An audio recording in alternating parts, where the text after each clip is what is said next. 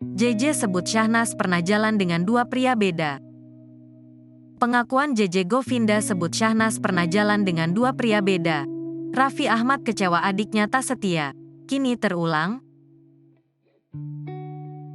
Sejak isu perselingkuhan Syahnas dengan Randy Kejaernet mencuat, kehidupan adik Raffi Ahmad langsung dikuliti publik. Sebagai kakak, ternyata Raffi Ahmad pernah mengungkapkan kekecewaannya saat mendengar adik bungsunya tak setia. Hal itu terungkap saat JJ Govinda membongkar jika Syahnas pernah jalan dengan dua pria berbeda. Bahkan JJ Govinda juga menyebut istrinya, Syahnas, sebagai playgirl. Lantas, apakah kini hal tersebut terulang? Seperti yang diketahui, kini terbongkar kabar perselingkuhan Syahnas dan Randy Kejaernet. Bukti perselingkuhan itu diungkap oleh istri Randy Kejaernet,